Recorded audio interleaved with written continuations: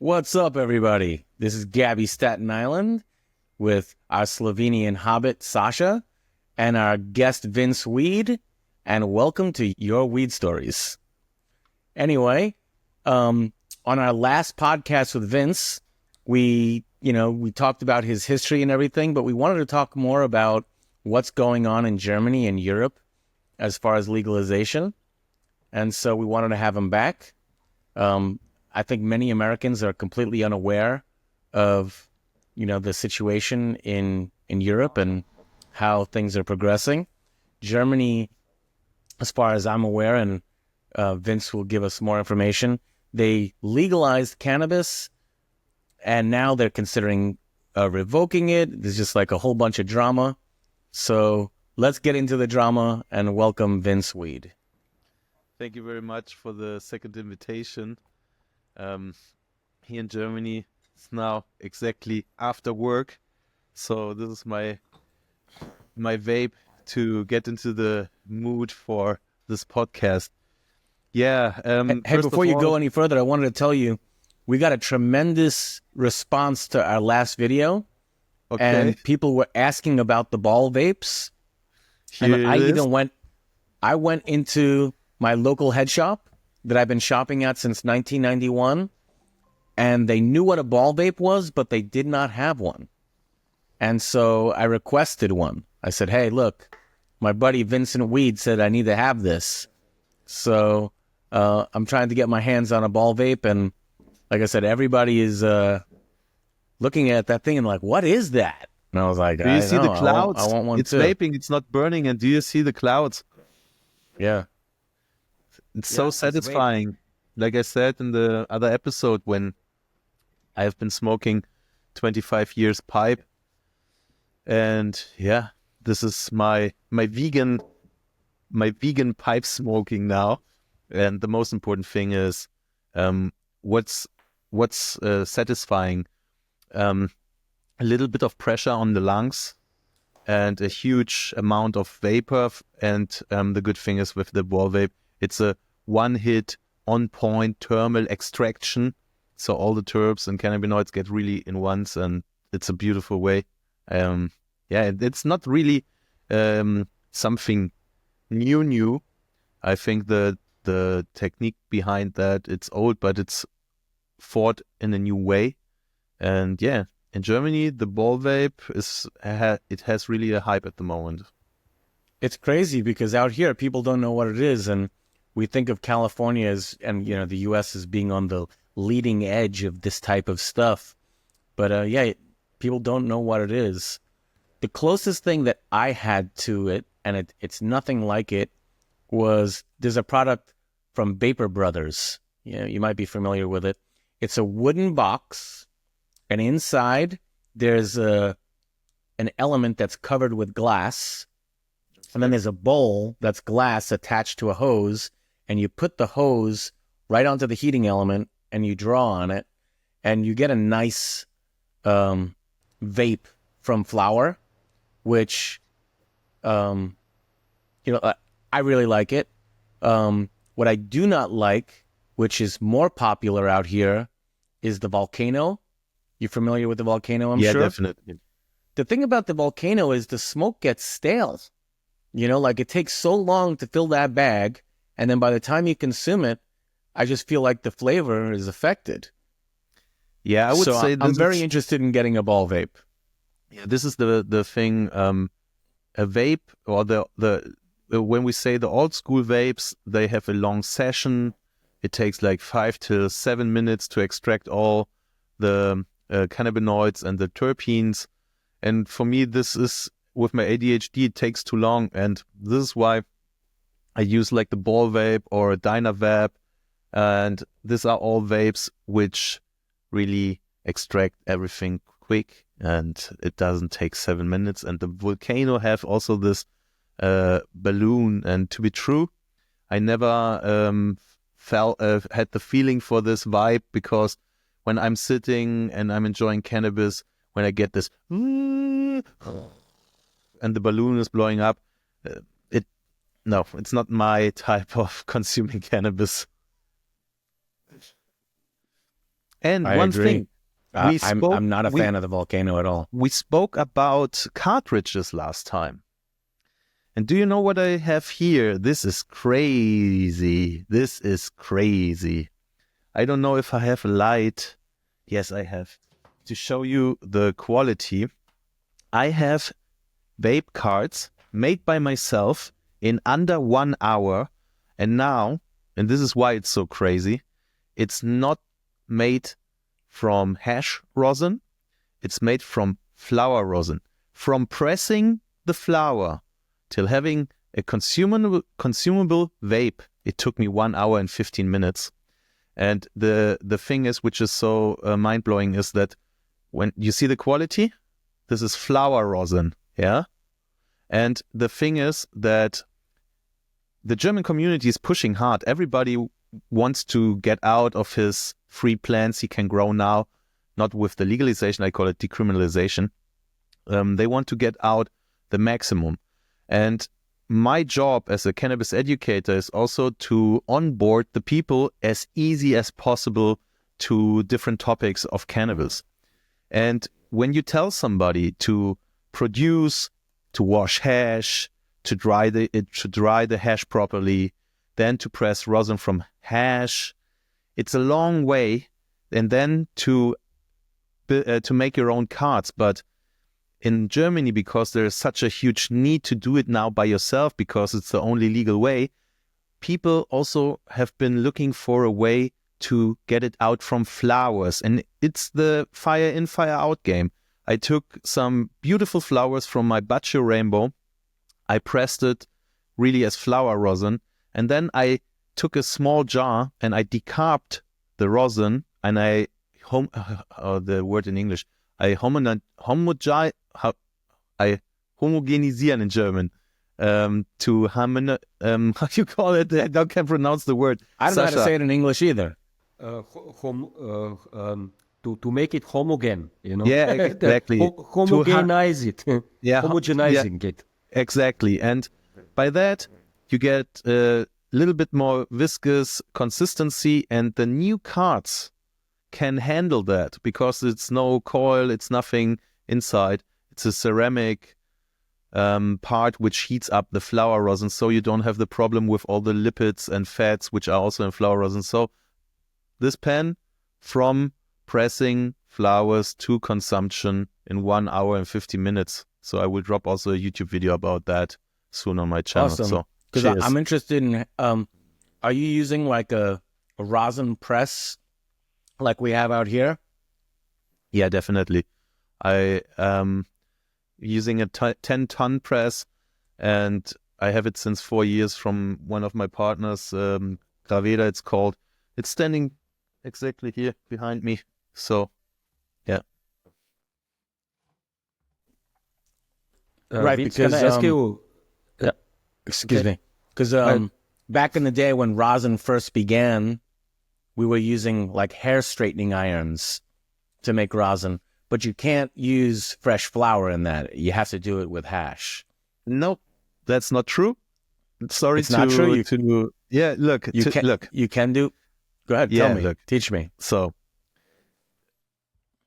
when we recorded today the episode for YouTube, we thought about, okay, if we make a video where we use a rosin press, let's say $450, and then we also say we are using an infusing machine which can hold the temperature perfectly, other $250, okay? So we said, the onboarding barrier, $600 is quite high. So what we did, and this is like I try to educate the people. I told to my cameraman, let's try if we can make it with the hair straightener, because a hair straightener, $10, the cartridge under $10, and you just need like a budget of 30 euros to make it with a hair straightener.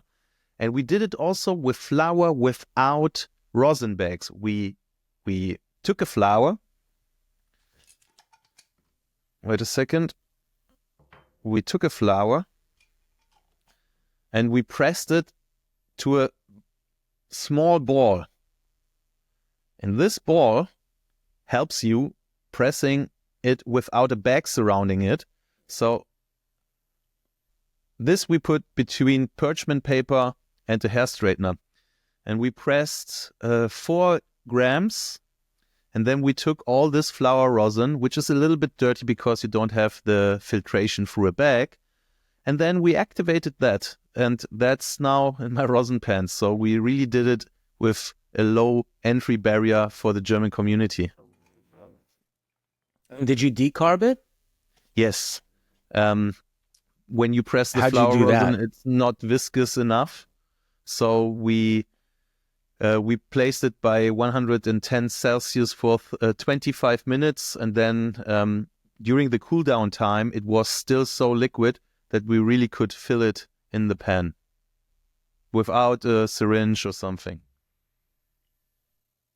So this is how I love to That's educate. really cool. I can't because wait by to see the that- video. Will drop next week.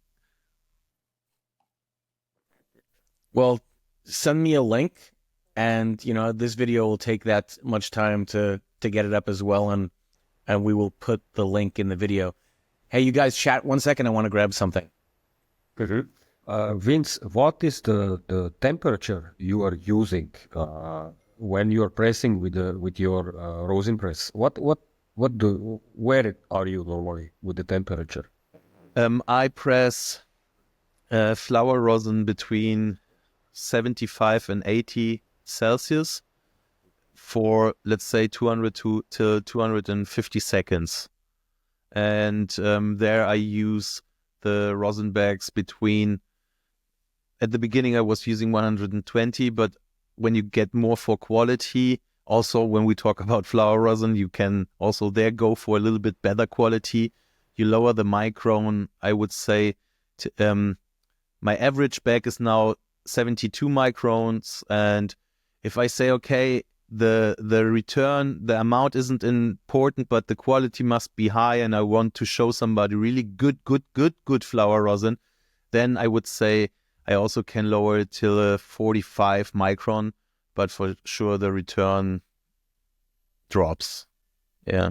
So, and for hash, I would say the thing is that the THCA get also into a liquid phase over 70 Celsius. And with hash, you also have the possibility to press it through the micron sometimes with a lower temperature, like let's say 65. But also for hash rosin, I would say I go somewhere between 65, 72, 73. So, and then with a 25 micron double bagged, and yeah. The next question would be, what is the strains that you press? Which of those strains that you are working on gives you the most or the best? Do you have some favorites? Yeah, the problem is that I'm growing now since the 1st of April again, and I didn't had the time, and I'm also not allowed to have more than free cannabis plants. So it's not possible for me to build up a library at the moment. If there wouldn't be this barrier, the first thing I would have done on the 1st of April to pop, I would say, all my seed stash I was collecting over the last years, and then making instantly a pheno hunt before I start to do other work. But now I had really to be quite selective. So I popped some beans from a Baccio Rainbow and from a Belgian breeder, OGNAJ, yeah. And OG Nut. I can pronounce his new name. I know that his nickname usually is Tango on reverse, but that's another story. And his genetics, it's a the Baccio Rainbow, I think it's a Baccio, it's a gelato, the melon, and crossed with a crossed rainbow belts. So, and this strain was a really good washer. I had luck from the first seeds I popped. I had like 5.5, nearly 6% return by washing it. So definitely Very a good, good yeah. genetic, and also by pressing it to rosin. Beautiful plant. That's considered like super high-end yield for washing. Yeah, and this is why I keep this plant. You have to imagine I'm allowed to grow 3 plants, and I'm growing just in flower too, and having the gelato as a mother. For sure, I already spread some clones to some friends. This will be a genetic I think I will constantly working in the next I month wanted with. to share something with you guys. I got a new cut of sour diesel. I don't know Ooh. how good you can see that. I see the structure and I see the SD. I see immediately the sour diesel. Yeah, Beautiful. With the I'll quickly small tell the story. fox-tailing calyx coming out. Yeah. This is exactly what reminds me the good Oh my old God, ones. it looks like a rock, man. So my friend came over with this and he said, hey, I want you to check out this sour diesel. And before he opened up the jar, I was like, oh my God, that's the best sour diesel I've seen in decades. And so I got the clones, and I've been smoking it every day. And honestly, I as I talked in the other shows, I use my vape pen a lot. But ever since I got this sour, I've been smoking like 5 joints a day. So I really need to get a ball vape.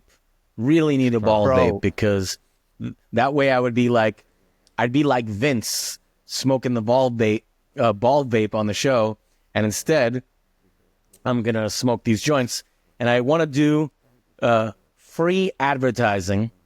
I really like this product, and I know you're not big into smoking, but this is called King Palms, I know them. and it's made from a palm leaf.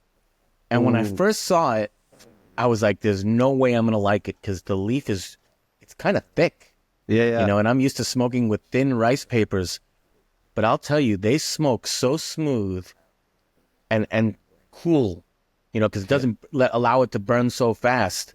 I really love it. Now, it's a little bit embarrassing because you got to pack a pre-roll, and I have this little funnel that I use to make my joints, which it's embarrassing when you're in public and you're doing that, and people are like, oh, this guy can't roll a joint. I can actually roll a joint, but I really prefer these King Palms. I think they're really nice. And Yeah, on top of you everything, get them also in Germany. They're well it's known. an elegant product.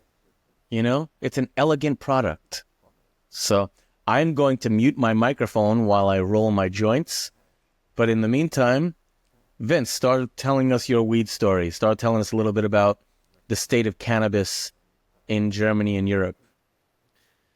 So you started the episode with the legalization. I can't call it a legalization. Yeah. It's a decriminalization. So our In a lot of ways, that's better. In a lot of ways, that's better. No, not. I mean, here in the U.S., legalization has destroyed the cannabis market. Making it not a crime. It brings in people and characters. But That's a much better angle. I got your entire ball vapes.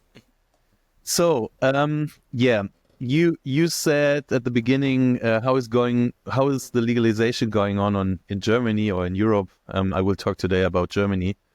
It's not a legalization; it's a decriminalization, but in a German way. So, the law, it's called CanG, Cannabis, CANG for Cannabisgesetz, cannabis law in English, and the law starts by the words, cannabis is forbidden, but, okay? So it's just, they decriminalized consumption. Consumption is now legal. And cannabis is still illegal, but under certain circumstances, it's allowed. So the circumstances are, you are allowed to grow 3 plants, but you are just allowed to store at home 50 grams. So how would we know everybody here in the podcast knows that just with one plant we will get illegal again. So there is like a tolerance, like from 50 to 60. It's not a felony, you would say, in the States, I think, or? So it's not a big crime, but it's already a crime. So everybody who harvests more than 50 grams is still illegal. You are allowed to carry 25 grams on the street, okay? But what's with the outdoor growers who want to grow completely holistic approach, full cycle with nature, using the energy from the sun, and store, let's say, a K at home For the whole year. the whole year to wash some hash and all this stuff. So this is So what a about mess. hash? Is it the same limit? Yeah, so extraction is not allowed. So now we have to be fucking German. I don't call it extraction. Frenchy Cannoli also said it. It's a separation. It's not an extraction. We don't pull out with a solvent something out of the plant. We separate the trichomes with sieving and water and cold, a technical process, but that's called for me separation now. And this is allowed. But then we come to rosin, and there I bend the rules to the maximum, okay? Rosin, for me, no solvent. So what are we doing? We are doing a heat sieving. We take something and we heat it up, which before we can heat it up, we cool it down.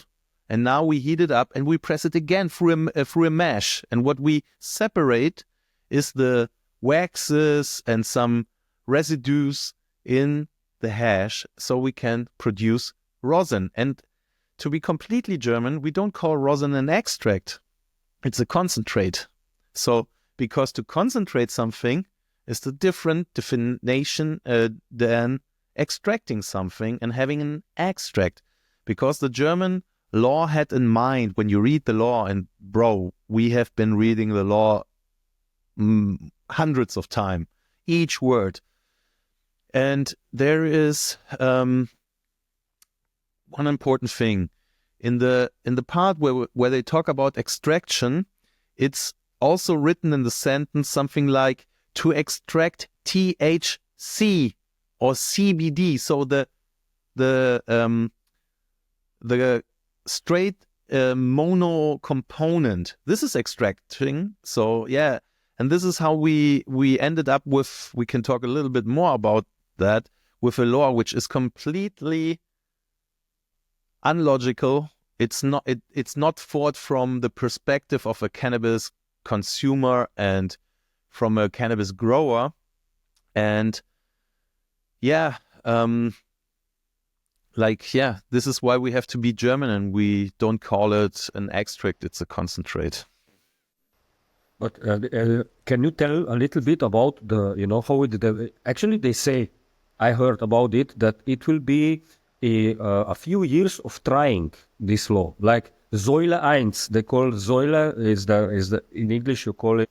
Vince, can you tell a little bit about how they actually scheduled the law? Actually, they said it's going to be in 3 phases, like the phase 1, which already started, then it will, because of 5 years of trying the law, and then they will evaluate it. And can you tell a little bit about that?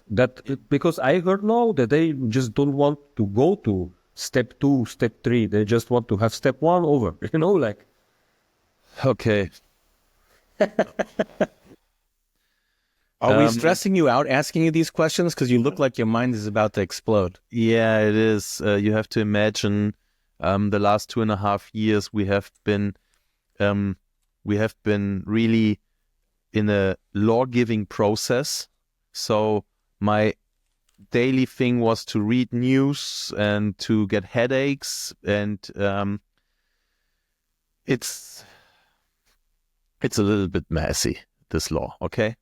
So, and what Sasha was asking is, they had 3 pillars.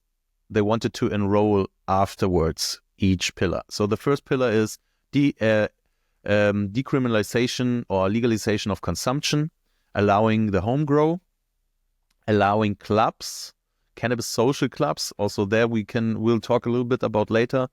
And by that, you are not allowed to share cannabis with your friends. Okay, imagine that. We are not allowed to share. I am not allowed to trade or to give you a present. Okay, completely nonsense when you think about cannabis culture. Yeah, and the beauty of sharing buds with other growers, or to share a joint or a pipe or a vape or something.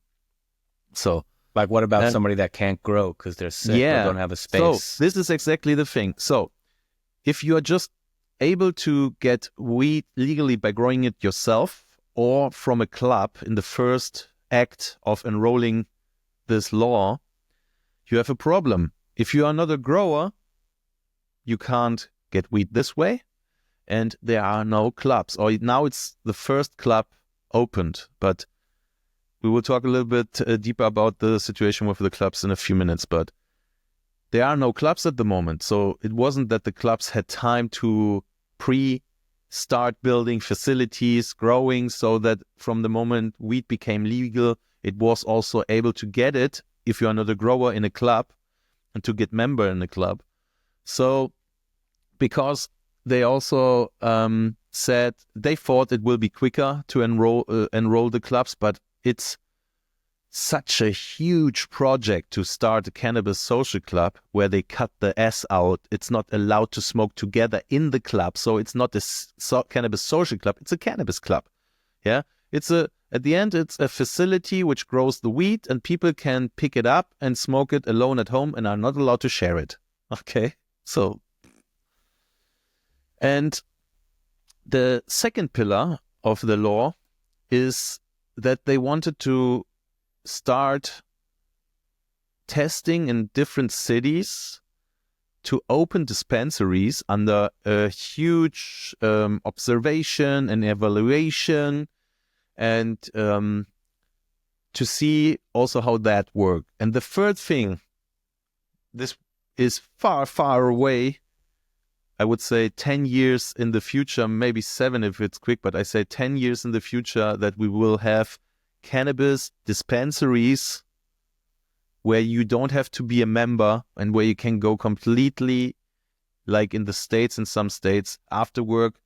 Bro, what do you want? Yeah, bring me some sherbet. Okay, I will pick up sour diesel.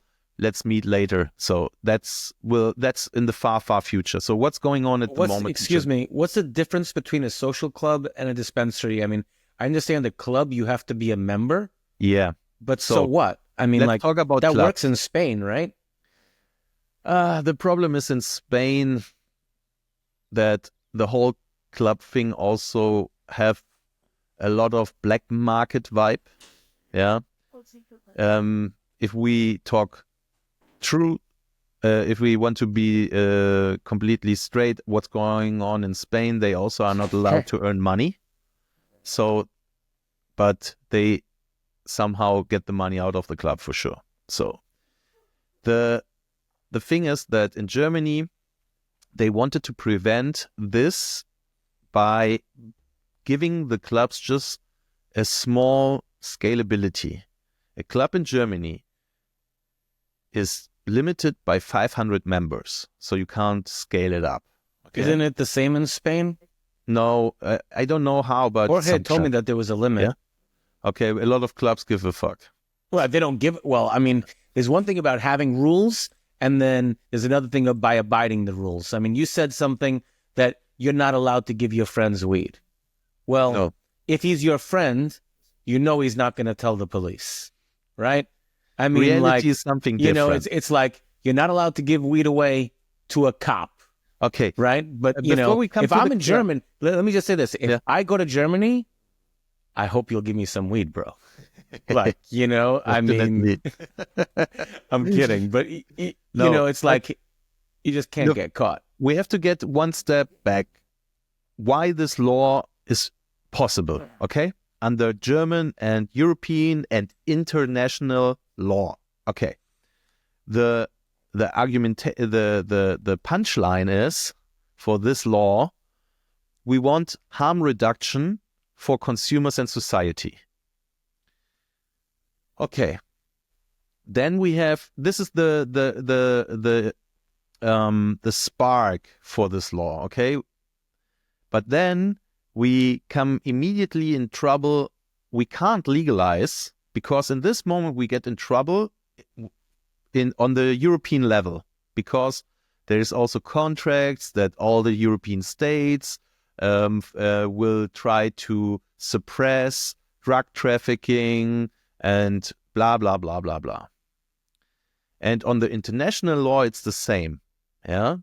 So there's the single convention and all this stuff where if you are deeper into legalizing movement, you know that countries who want to legalize have to get out of the single convention. Canada did that. Colombia did that for coke leaves.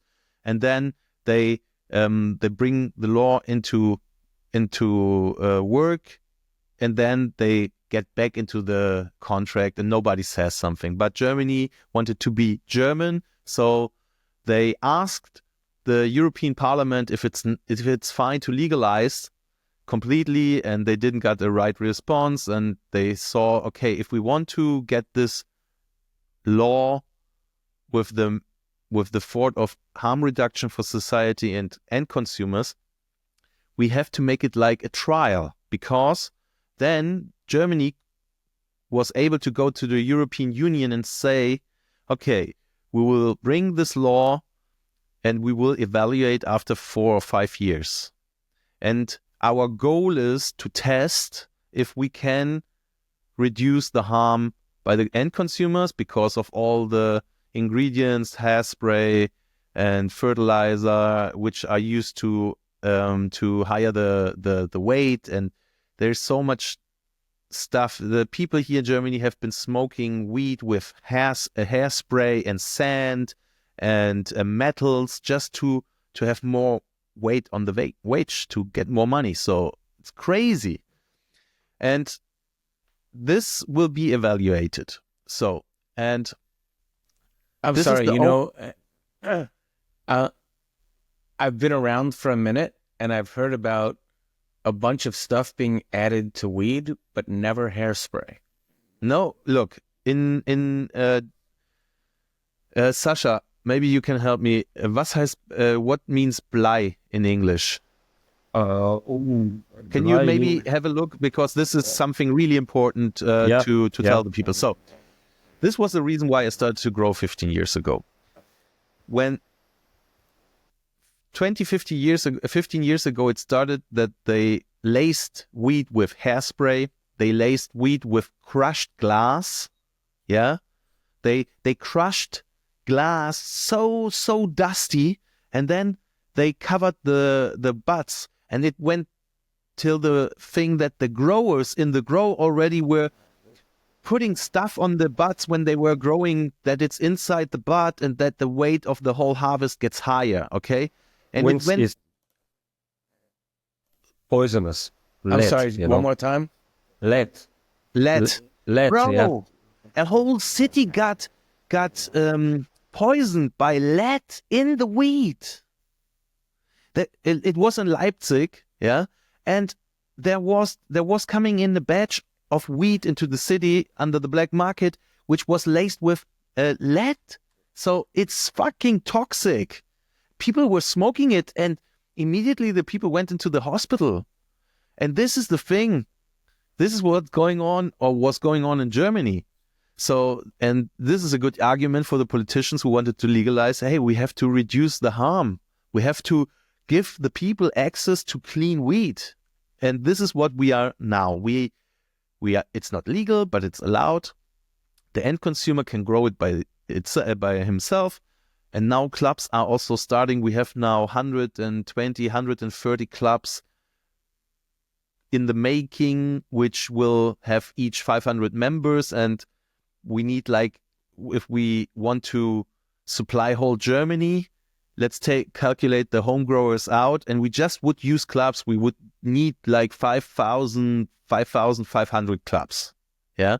We have in Germany, we say between 4.5 till 5-6 million consumers. So And the clubs, it's not like, bro, do you want to open a club with me? You will bring the lights, I will bring my tent. No, it's more, bro, do we want, or do we have to open a company or a structure which is under the same problems and hustle as building up a real company, because there are so many rules to build a club in Germany. The 500 members are just allowed, each person, to pick up 50 grams a month, and not in once, because on the street in Germany you are just allowed to run around with 25G in your pocket. So you have to go twice to your club to pick up your maximum amount of 50G in a month. And you have to sign that you are not in another club. So it's really that the viewer of the podcast and the listener understands what's going on. The government, the politicians who made this law, they fought it through the perspective of how can we reduce harm, responsible consumption, and to push back the black market. So from their perspective, it's okay, if we just allow them 50 grams, which is, from my perspective, from a non-smoker, bro, 50 gram, it must be a junkie, yeah? We know it's different. But if you smoke pure, 50 grams can happen. And they thought, I'm going to smoke 50 grams in the next week. So, and maybe probably more. And definitely more. Yeah. I'm smoking 5 joints of this a day. So, I mean, that's just a couple of days. Yeah, and this is the thing. They wanted to they thought if we limit that and we do that and just then we will reduce the consumption. We know that a consumer consumes what he consumes. The most important thing is if you allow the social thing. I think that in our community, I just can talk from what I am knowing surrounding me. If somebody has a problem with cannabis and we think he should smoke for a couple of weeks a little bit less, I can tell him that, because for me it's important. And if he's a friend or something like a friend, this is nothing which occurs when you are in a bar drinking. Bro, you maybe should drink a little bit less. You get drunken too often. But if I have a friend where I see that he has some problems in his head, and I go to him and I tell him, please smoke less, because I see him. And if we bring the consumption just that everybody smokes by its own, we can't be together and have an eye on our surrounding people. So, you know what you're making me realize? Important. You're making me realize I have no friends. No one's telling me to smoke less. I honestly, I'm lucky. I think about it myself. And I'm pretty open with the fact that I'm abusing cannabis. I know I am. Now it's like I just love it so much and always want to be with it, but I know it's abuse. Because I do it, like, I don't have to have a reason. I don't have to have a reason. Often? Huh? Maybe a little bit too often, or maybe sometimes you smoke a joint because you love it so much, even if you're still high. Bro, that's normal. But the thing is, what I say, But that's abuse, right? It depends. It depends. So the thing is that in my friend circle, it was normal that when we saw that somebody wasn't on the line in his life, we, as a friend, we talked to each other, and sometimes it was also, bro, maybe you should stop smoking for a few weeks or lower it. And I know that's weird from our community. It's not in other countries that I have seen that, because I'm German, I'm living here, I live here in the cannabis culture, but and that's something that kids will hear from their parents. Yeah, and look, but when legalization was on the horizon, I realized that there will come some responsibility also with the reach content creators have. And I was quite lucky that I stopped combustion. It's not that I completely stopped. I also smoke joints, but not at home anymore, like I said in the first episode. And by that, I don't have to tell the people what to do or not. I'm just as a role model, and they talk to me also in streams and everything, and then I just give them an inspiration to try a different way consuming cannabis, and it works. And for me, man, I have periods like you, yeah, but it's important also to have an eye on your bodies when they get a problem with it. So I say, if you are settled in life, everything runs well, it's your amount of cannabis you need or you love to consume. So go for it. Yeah. Yeah. I have a quick change the subject moment. Okay. And then I want to get back to it. Do you know how many of your viewers or listeners are from outside of Germany or Europe? Like, how many people are listening to your podcasts in the US is what I want to know. And before we go any further, I don't know that I properly introduced Vince because he was on our last show. But, Vince is, he's got a lot more experience doing this podcasting than I do. And he's influencing a lot of people in Europe and Germany. He has, your YouTube channel is Vince and Weed. Is that correct? Yes. And then you're going to have to remind me, I know it's the same on Instagram, but with some funny letters to not get blocked. W33D. So instead of the E's, it's 33. Yeah. Vince W33D on Instagram. Thank you very much. So, no, because one thing I love about doing this show is people are inspiring me, and you are. Like, I think, what you do, that's exactly what I want to do. I just want to be real. You know what I mean? I just want to tell people how I feel and be real. And you are very genuine, and also you're not like, you have to do it my way. It's more like, look, maybe you should consider not smoking so much weed next week. It's such a delicate approach that honestly you don't expect from Germans, in the US. Look, I would say something after this vape and dab, because this is the beauty of, so here's some rosin.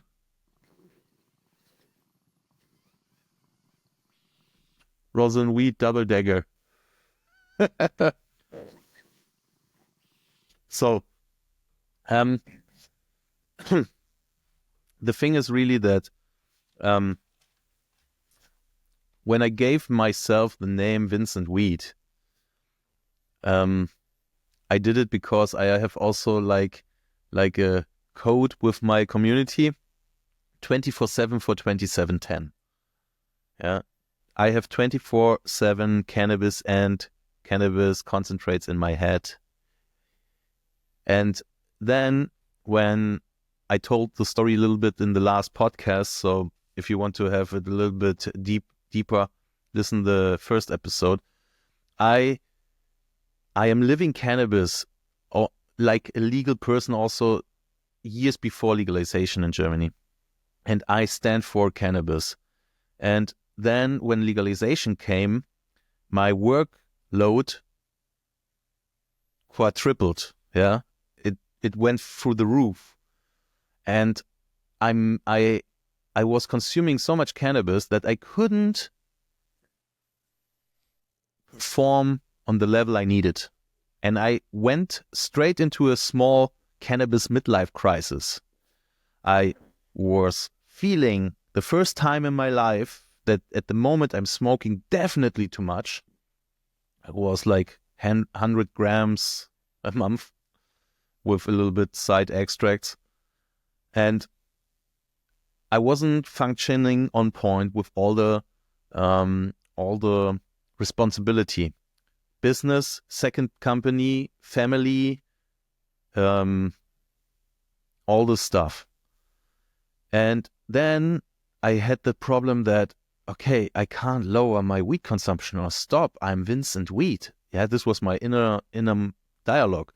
I thought, bro, what's going on? Weed isn't good for you at the moment, and I think you have to stop smoking weed. And what will the people say? You are cannabis.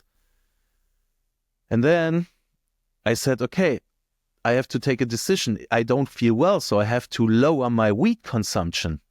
And I took the decision to communicate that straight with my community.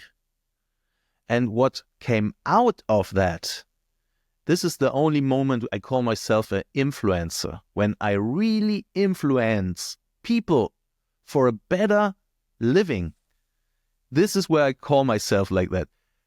The community feedback was outstanding. People said, bro, it's exactly what I'm in at the moment, and good that you say that. I will do the same. And then 2, 3, 4, 5 weeks later in my streams, I stream really regularly with my community. I'm really close to them. The feedback came in, bro, this was the best thing.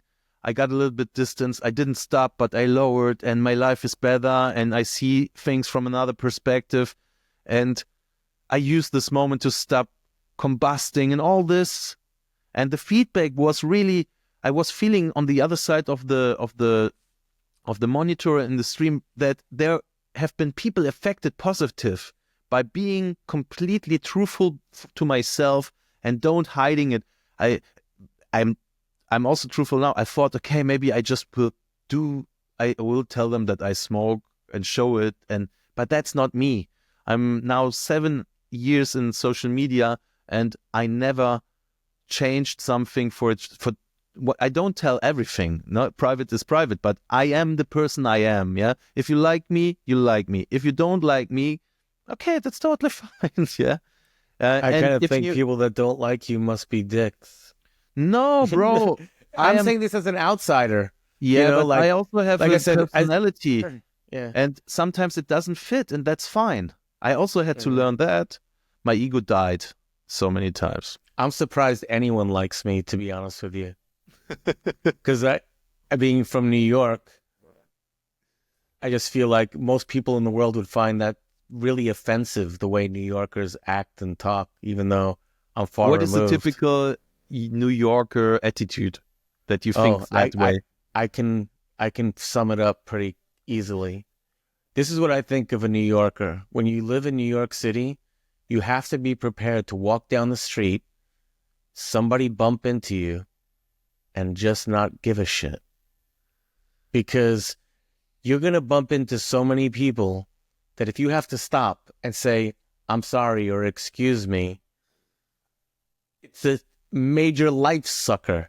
It takes years off of you. It's just so common.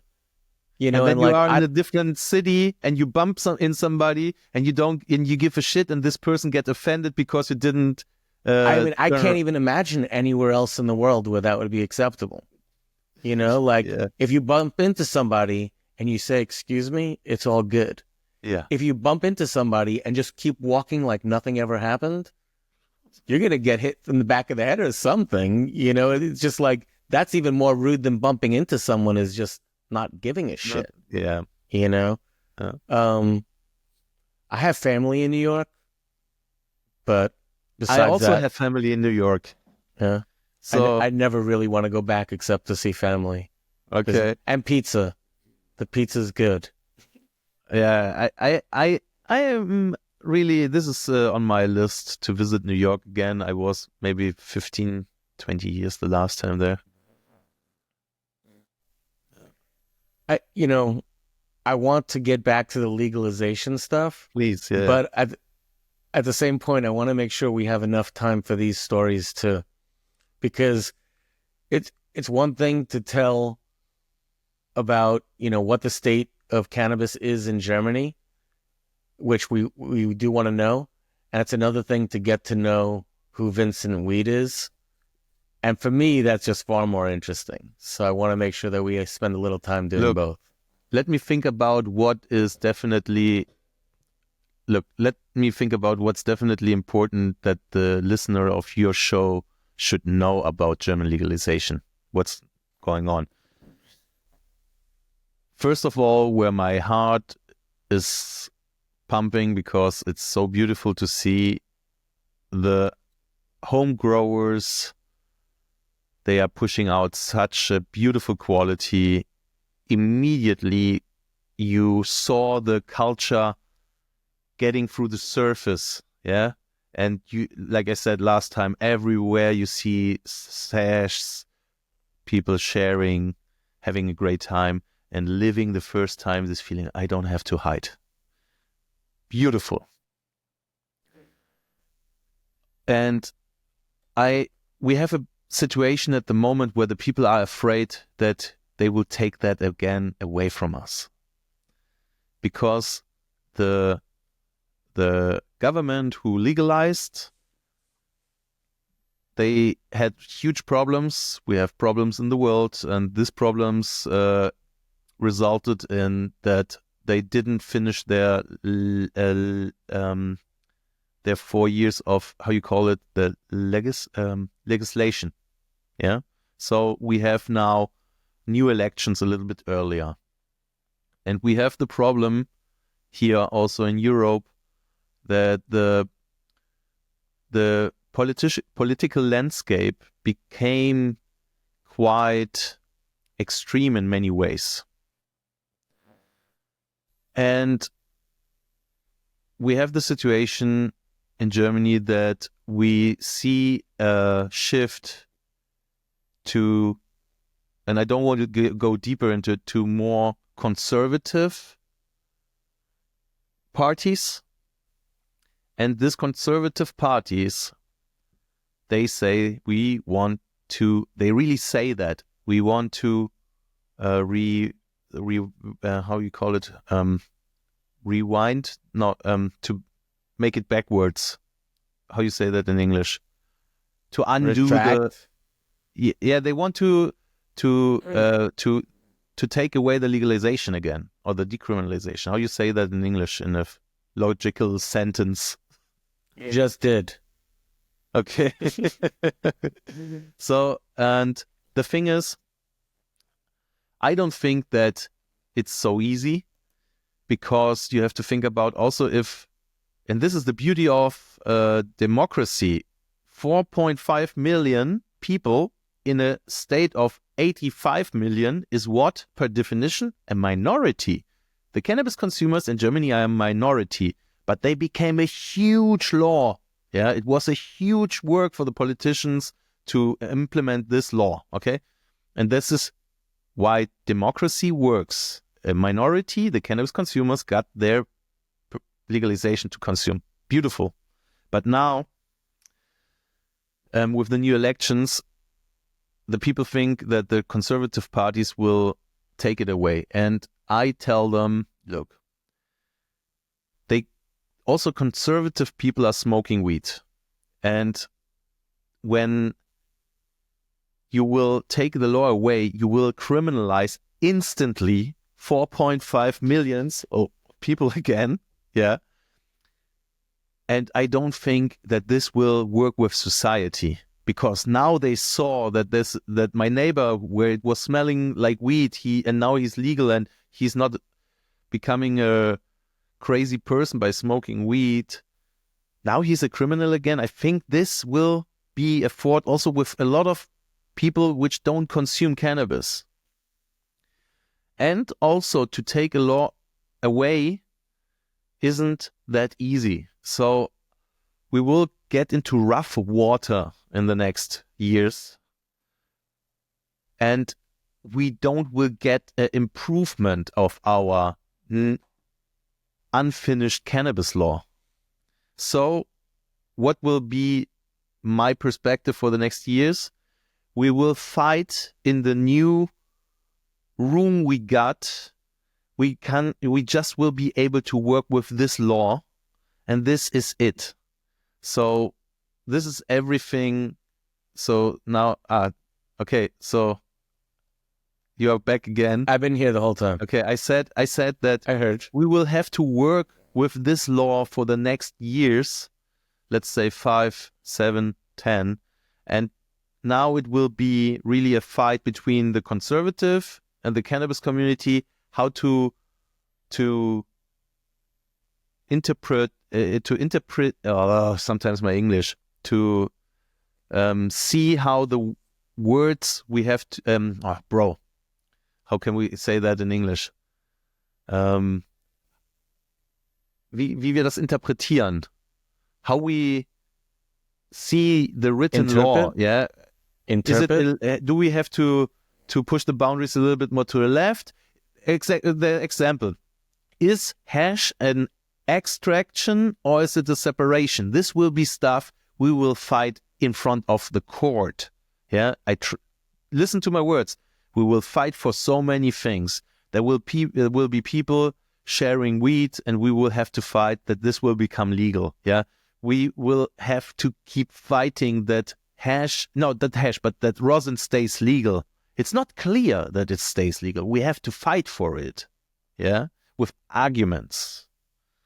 It will be crazy, but yeah, this is a little bit the situation. I don't think that we will get taken away this decriminalization, but I don't believe that we will have improvements in the next years. So we have to deal with that. You know, when legalization happened here, or even prior to legalization, when there was the medical marijuana, there was silly rules as well. And, you know, it took time for things to change.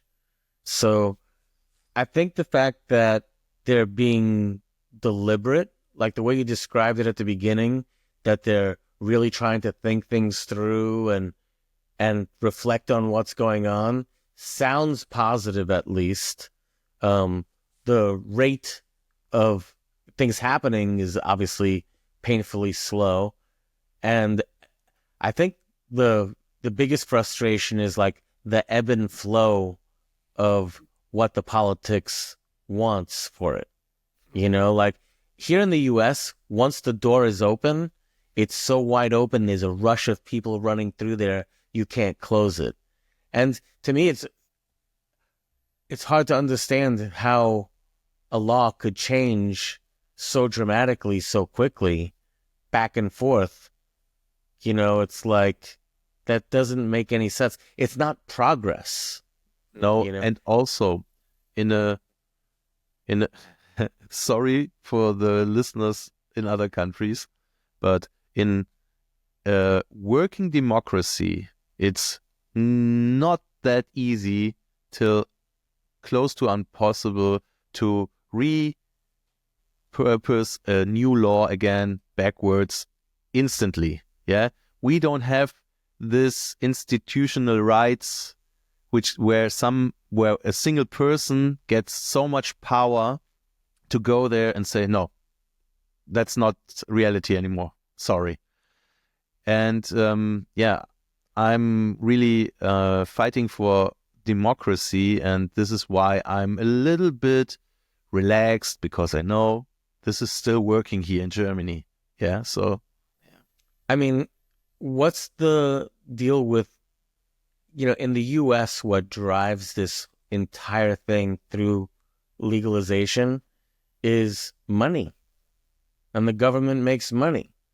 So, But it's an important argument. Don't they want to get their taste? And once they get their taste, they're going to want to be drinking like, you know, the gluttonous pigs that they are.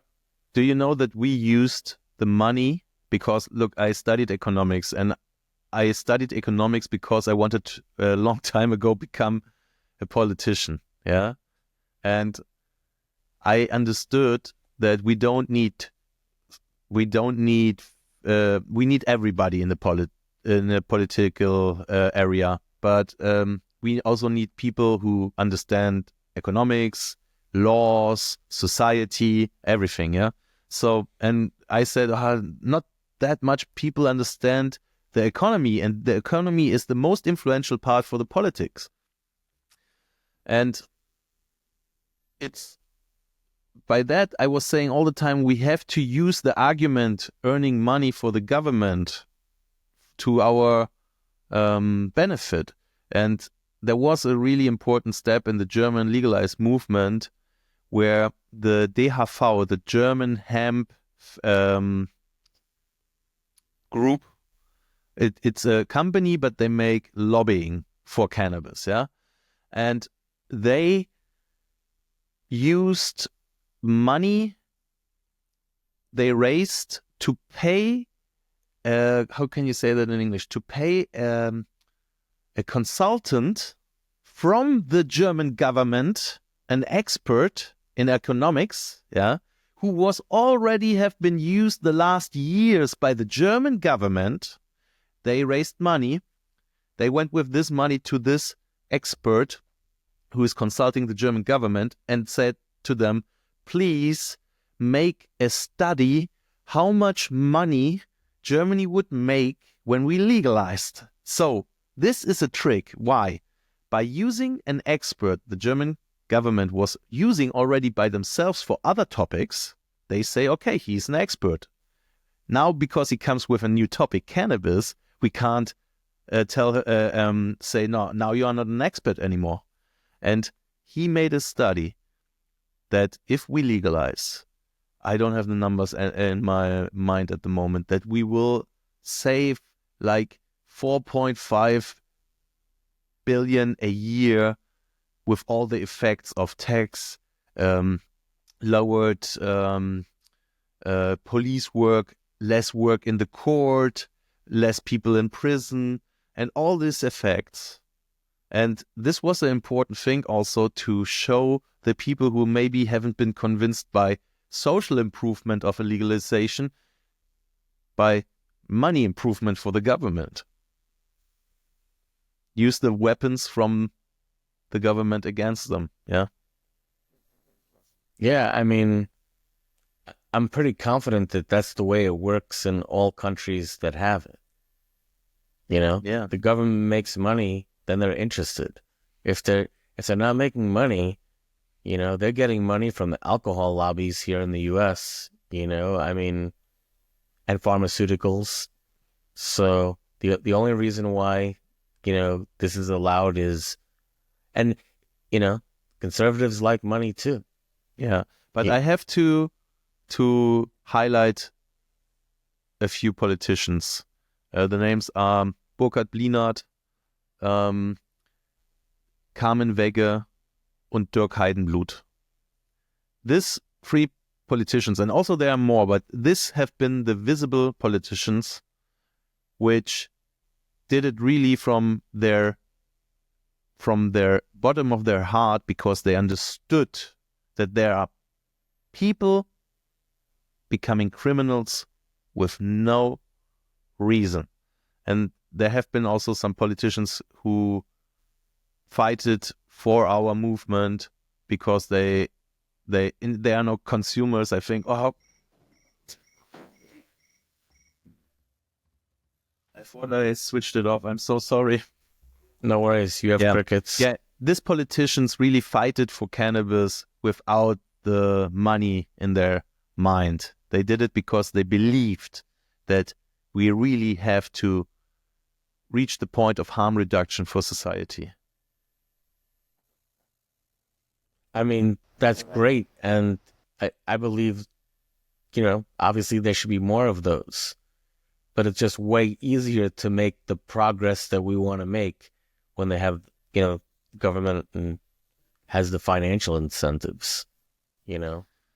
Yeah, but It's to be unfortunate. true, it's this is why I'm a little bit tired at the moment when you started to talk about the political and legalization part. I'm tired, yeah, and I have so much respect for people who are fighting since decades for this plan, because I would say I'm fighting 10 years with a lot of investment of my energy and time, and it's so drowning, energy drowning. And it's depressing to read all the time political stuff, because it makes something with your mind. Yeah. Sometimes I also prefer not to know so much about the whole thing. I think some joints would be a little bit more relaxing, but yeah, sometimes I have to use cannabis to get through all this bullshit from politics. But actually, Vince, I think it is very depending on the manipulation aspect of politicians in these moments right now, because you know, uh, as you said before, it is very much impossible to change the law back in a fast way. Yeah, that is impossible. The next thing I would say is civil disobedience that will happen if Yeah, this is going to be the case. I It will be much bigger problem for the government, which they know they're just playing around with. This is always politics does it all the time. They are like filling time with manipulation all the time, yeah, lying a lot. and Like, I think uh, cannabis will the green wall will fall in Europe. Yeah, and there are so many connected effects. Also, the states. It's crazy. I can remember when we had like 2 states in the US, yeah. And now you look on the map, where have we come? Where have we come today? That it's nearly 50-50 or a little bit more, 52% of the states. I don't know which is the situation now in America, and also in Europe, your home country is also thinking about to change something. You said, okay, you are waiting that something happens, but it's such a small development and changing the society, and it's slowly, step by step. We never can start to run, even if we want. It's impossible. It's really slowly steps. Then the grandma see that their nephew doesn't get crazy by smoking a joint on the family party. And then my parents the same. At the beginning, 25 years ago, they thought I will ruin my life, and they said to friends, "Oh, my son is smoking weed," and I am so afraid. And today it's, yeah, my son is a successful family father working his ass off, and yeah, and he doesn't have a problem with cannabis, and it's working. So it's this went through the friend circle of my parents, and it changed here and there opinions also from non-cannabis users, and this is what we need. And slowly, I'm positive all the time, also if it's hard. my opinion also is that other countries in Europe will follow German model. You know, they will. There is no way back. And after that will happen, some years will take, and Germany will see it, and they will have to do the progress, you know. And also the data will come out now. The data that Yeah, the criminality dropped, that there is a lot, how much money was saved by not, that the police does not do these raids anymore, you know. Like, this data will come now. The politicians can lie on TV about it, that it's not like that, but when real experts will come out with this data, it will be over. They cannot, yeah. you know, they will not lie more about it, because they can't then, you know. But we are No, waiting for those people, you know. I mean, don't they trust are, any statistic you didn't faked.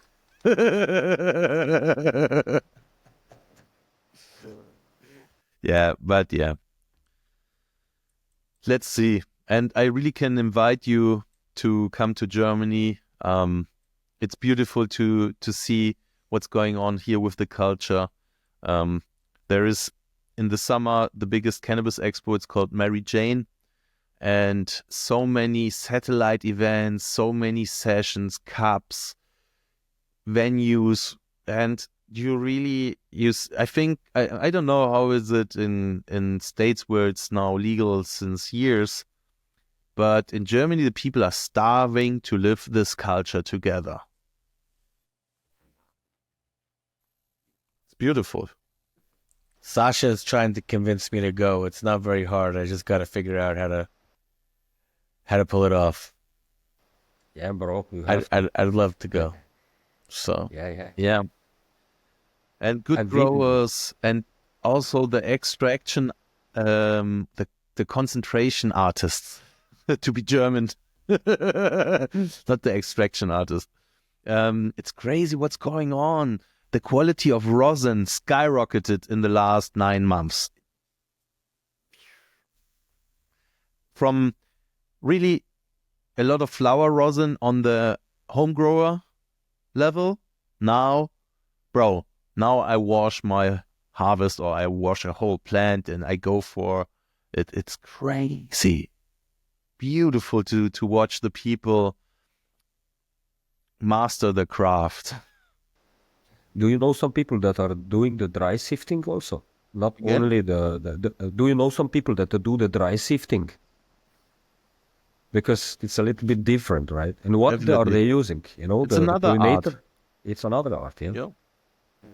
The people are experimenting a lot, and I think you can expect a lot of innovation from the Germans in the upcoming years. The same would have happened in all the other legal states in the US, but the German engineering mindset is there. Trust me, they are working already their ass off to bring a lot of helpful devices and innovation to the cannabis market.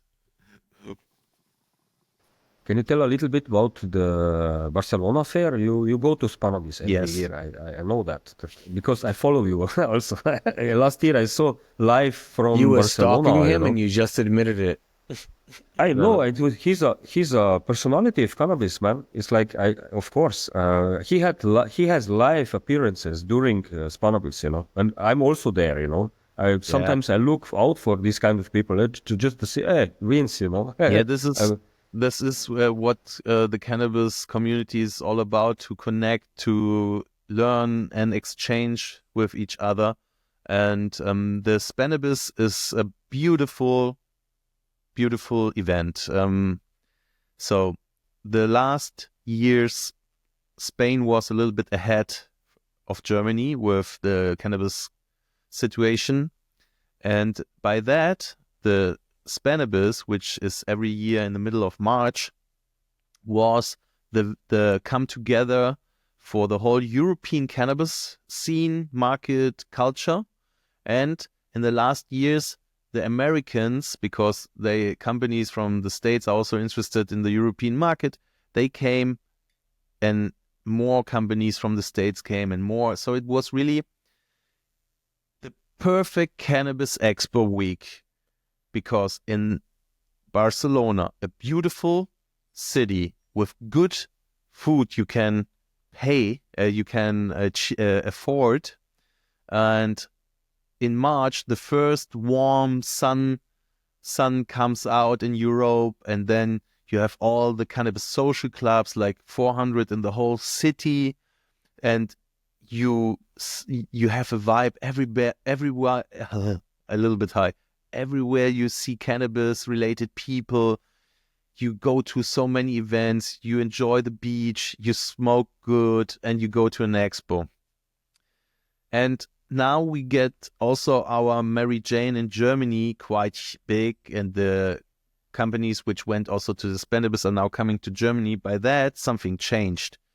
Now for me, for business, the German Mary Jane is better because it's my hometown, I would say, or it's a, how you say in football, it's if you Home play game. at home, yeah, home game. And by that, I will go this year to the Spanibus and to enjoy more the vibe and not going to the expo 3 days, and going there more a little bit as a tourist. It's a beautiful thing. And yeah, One thing I'm you really didn't looking mention forward. about Barcelona is the people. It's beautiful. So, they're so warm. Yeah. Like I I love that place. When I went to Barcelona, I was like, this might be the only city in the world that I could live in. Like I don't live in the Yes. city right now. Yeah. And, Barcelona I don't want to has a live in New lot of York, quality. LA, London, you know, Berlin. I don't want to live in a big, but Barcelona is a special city. And I think the biggest thing for me is the people there are pretty awesome. You know, you meet family, not friends. You know, you're like, oh my God, it's like these people are my family forever. And yeah, I definitely miss it. Everybody also, if it's for a trip to Europe, visit Barcelona, you will fall in love. For me, definitely my number one city in Europe, and after that comes Berlin. So really, come to Germany also in June is our biggest expo in Berlin. If somebody wants to experience the German cannabis culture, it's the best moment to come to the Mary Jane. So, and go ahead, Sasha. I think you're muted. I wanted to ask you, me as non-German, if I come to Germany and smoke weed, is it still, I mean, it's just for Germans to have 25 grams with you, or also me as a Slovenian hobbit coming to your place and having, I mean, that's, you know, it would be unconstitutional, I think, to just have Germans. No, you are legal as a human being. But the thing is, if you come to Germany as a tourist and you have weed in your pocket and the police asks you where you got it from, the best thing is, that's the problem, because they can say, okay, you are not living in Germany, you haven't been growing it here, you are not allowed to be a club member in Germany, so you bought it on the black market, which is still illegal. But to be true, nothing will happen. So, you can smoke, and if the police in Berlin, nothing will happen. Nothing. In the south, in Munich, maybe, but it's more to bully you, because they will send something to your country's government that you have been consuming cannabis there, blah blah blah. So, and one more thing I wanted to ask you: I've been contacted by a fair in Germany for next year. If I want to participate on the fair as a producer of, as a cannabis shop, and I said to them, I'm a producer of clones. So how about this? I wanted to ask them if I can drive with like 1,000 clones in my van to Germany with a plant passport that I have. And they did not know me giving an answer. It was like tricky, because if I go through Bavaria, with the van, with 1,000 clones in the back, Now we come again to the German stupid cannabis law. Yeah. Okay. We don't want to go too deep now. No. Just the surface. The definition of a cannabis plant is a plant with pistils in flower, or with sex expression in flower. And we thought that a cutting or a clone is, by this definition, not a cannabis plant. Just cannabis plants are allowed in a certain way, but not legal. But seeds and cuttings should be legal by the German new law. The problem is, in the moment you put the cutting into soil, even if it's just such a small container, we still thought that we could win the argument that it's not a cannabis plant because it's not flowering and it's small.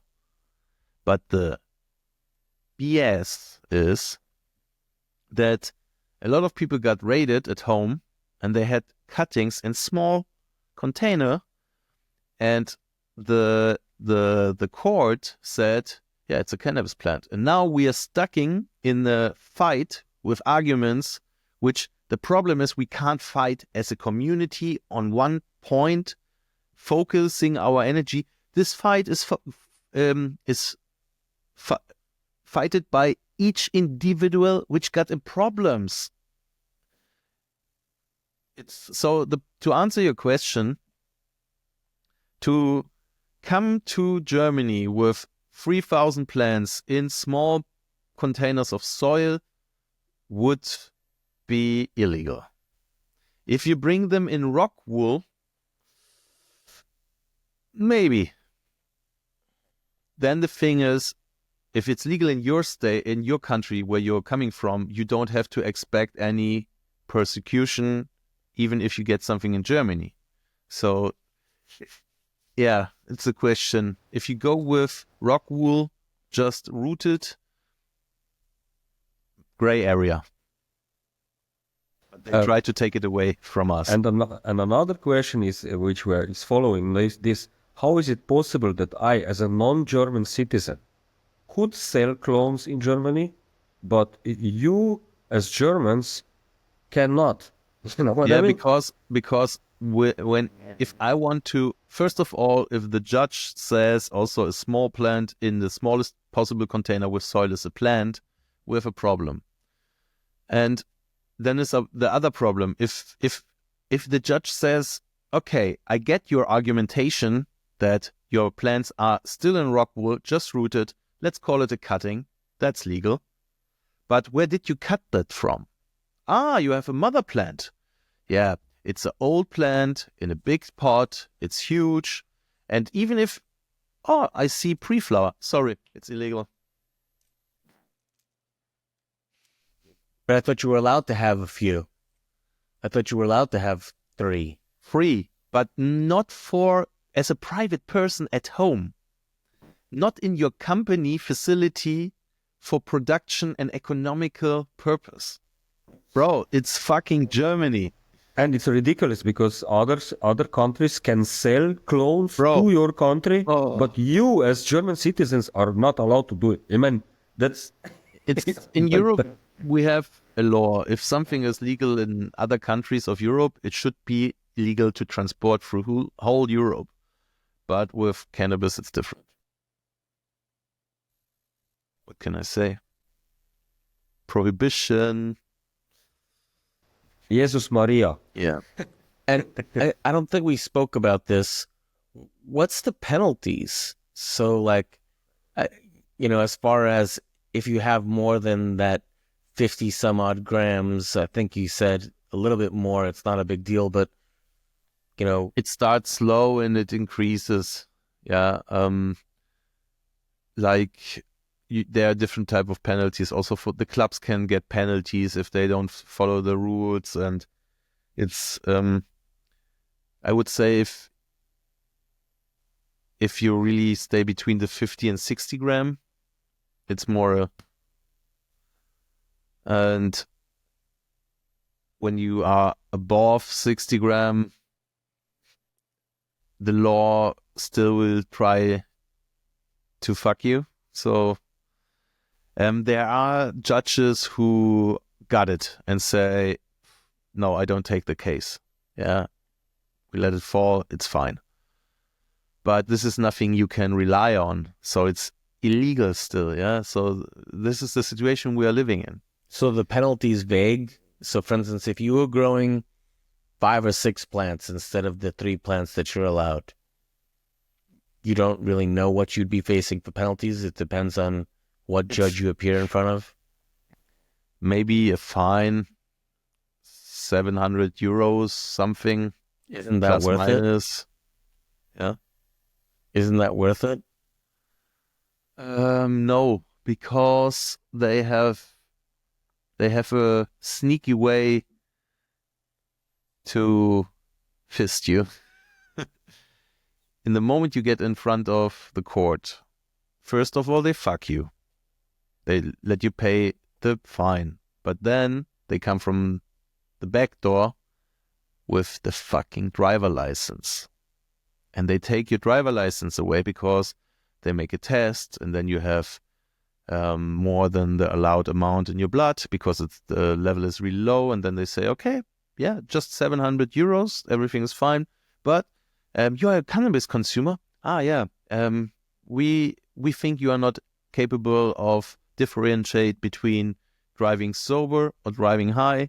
And prove us that you are capable of separating that, and that you are a responsible consumer, and they take your license away, and the whole process is not just the effect that you are not able to drive to work or to drive your kids to sport or to make the grocery, then also it costs you between, let's say, 3 till sometimes 6,000-7,000 euros to make tests, to pay the lawyer, all this BS. So, yeah, this is still the problem in Germany. It's more than the $700. Yeah, it's more than the if you don't have a driving license, it's just the Well, $700. just that alone. But you can understand that it's. But in Germany, you're allowed to go to Oktoberfest all weekend long, and then Monday get on the Autobahn. When they stop you and you have 100 bottles of vodka in the trunk, they don't assume that you have an alcohol problem if you don't smell. You can say it's for a party. I buy it for the next 2 years, and nobody will question that. In the moment you, oh man, yeah. In the moment you have a little bit too much cannabis, you are a criminal again. And yeah, by the way, my wife is waiting for dinner. This is now, my wife called me. Oh, well, Yeah, we'll let you go to dinner. Hey, yeah, we could talk for hours. And I hope we can again. I hope we can talk for hours we can again. Like definitely do it again, and then talk a little bit more about genetics, growing, smoking, dabbing, all this stuff, what we love. And this is the reason why we do all and get all through this pain of legalizing movement and everything else. Can you put me through one more? Like, I just want to go back and ask the one question, and then I'll let you go. You never answered how much of your audience is from the U.S. Not on YouTube, not really that much. Maybe you have some people living in the States. Well, it's all in German. All right? in German. Look, I took a decision 7 years ago when I started YouTube. YouTube wasn't that what it is today, but I asked the question, on English, the English community has already so much. And for sure it was, okay, if I do it in English, which isn't perfect, by the way, I will compete with the whole English creators, and I will miss out my local community. So the decision was quite fast set. German, lower reach internationally, definitely, but serving my community. And it was the best decision of my life. So definitely to make it in German. Yeah. Well, I won't argue with the second half of what you said about, giving to your community, doing it for your community, and also the time that it would take to do it, in another language. I just feel that I'm enjoying talking with you and hearing what you have to say. So I think other people would too.